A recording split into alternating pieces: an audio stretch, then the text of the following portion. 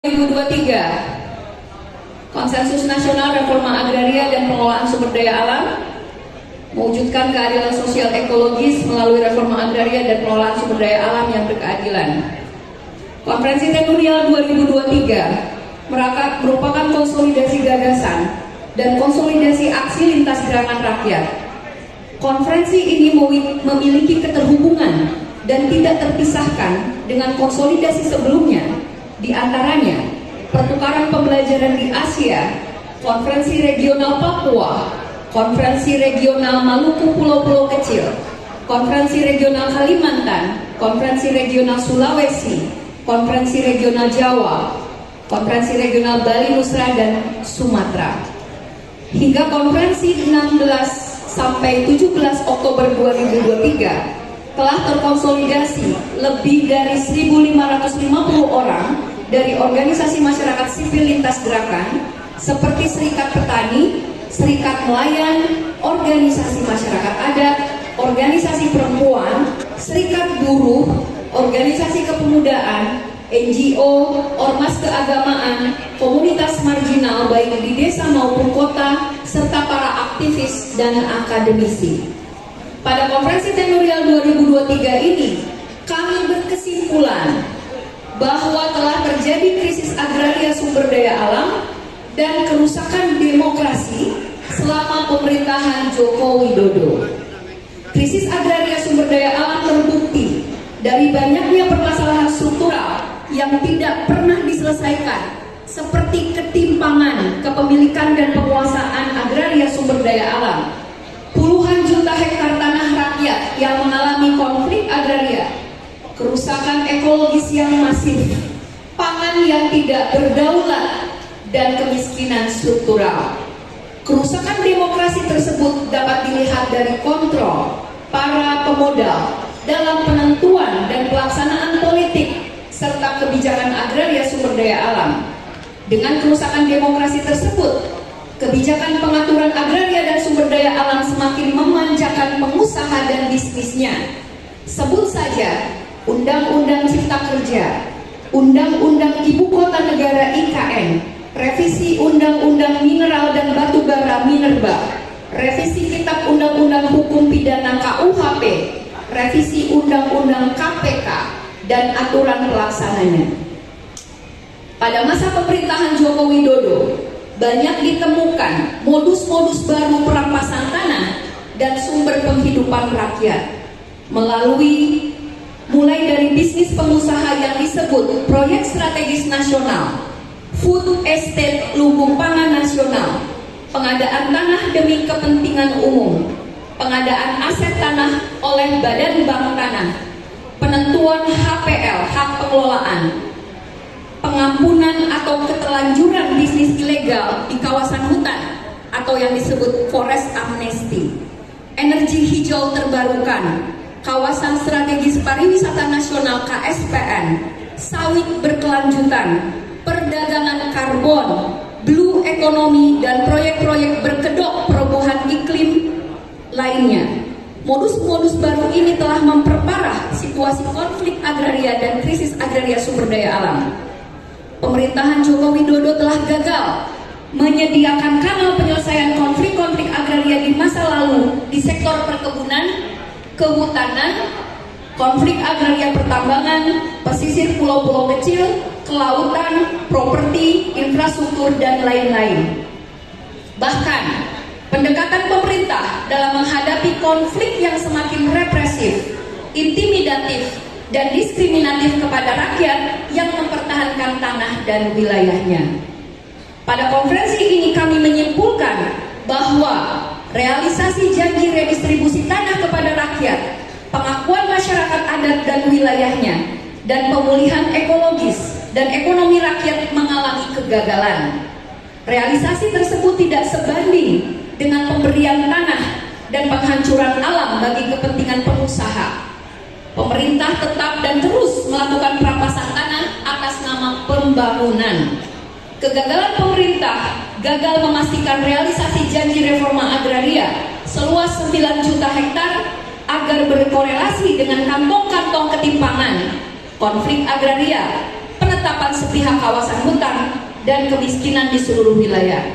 Selain realisasi yang melambat, paradigma pemerintah dalam menjalankan reforma agraria yang berwatak liberal dan kapitalistik telah menjauhkan dari prinsip dan tujuan reforma agraria sejati, serta telah mangkir dari tanggung jawab keberlanjutan alam, sehingga mengakibatkan 1.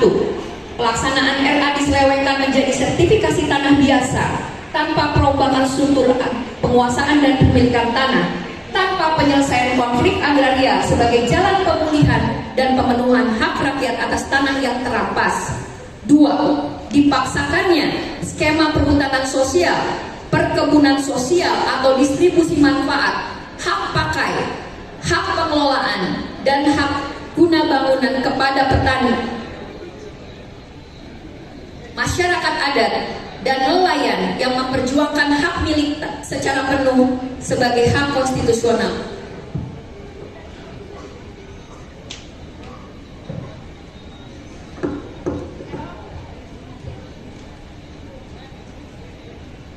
Yang ketiga, rumitnya prosedural pengakuan masyarakat adat dan wilayah adatnya. 4. Menguatnya semangat domain verklaring sebagai pengabaian sejarah penguasaan tanah rakyat sebagai hak konstitusional. 5.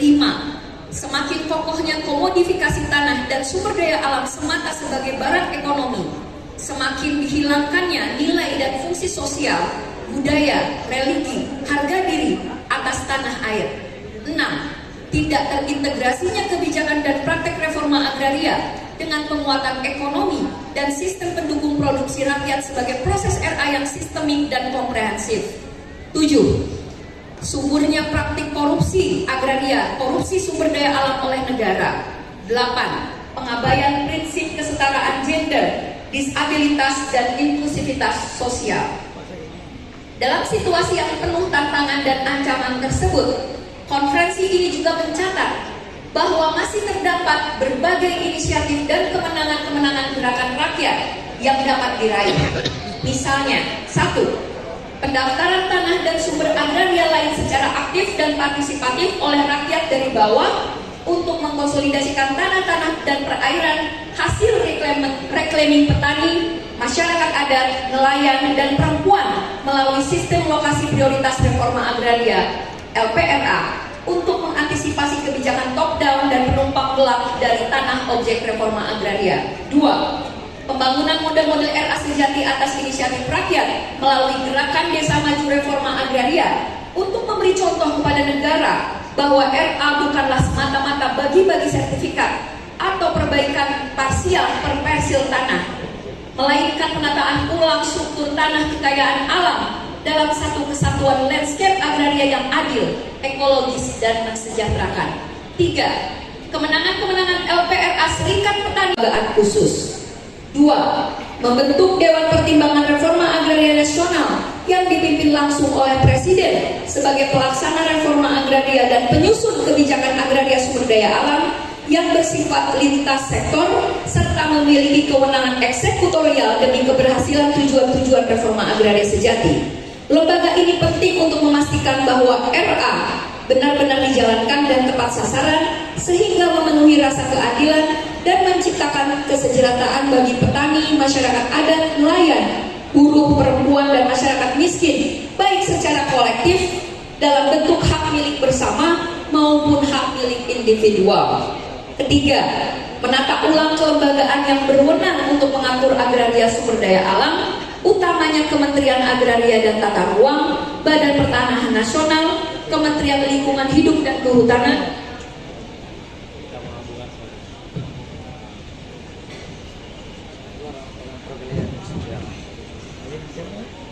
Kementerian Lingkungan Hidup dan Kehutanan, serta Kementerian Kelautan dan Perikanan, sehingga kebuntuan penyelesaian konflik agraria dan pemenuhan hak akibat sektoralisme kelembagaan selama ini dapat dipulihkan.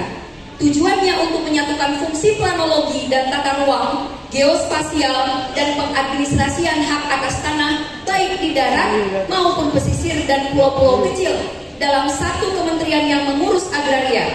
Sementara Kementerian Lingkungan Hidup berwenang penuh untuk menjaga fungsi-fungsi ekologis kehutanan, dan daya dukung lingkungan.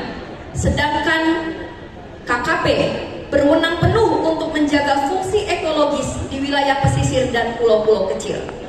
4. Mengembalikan independensi dan menguatkan kembali KPK dengan membebaskan dari pengaruh dan pelemahan oleh kekuatan politik dan bisnis dengan mencabut Undang-Undang Nomor 19 Tahun 2019 tentang Komisi Pemberantasan Tindak Pidana Korupsi. Kelima, mengembalikan Mahkamah Konstitusi sesuai dengan tujuan awalnya sebagai penjaga konstitusi, menghentikan praktek-praktek pelanggaran etik, korupsi, konflik kepentingan, intervensi oleh pemerintah dan DPR, serta praktik-praktik yang merusak prinsip dan tujuan Mahkamah Konstitusi.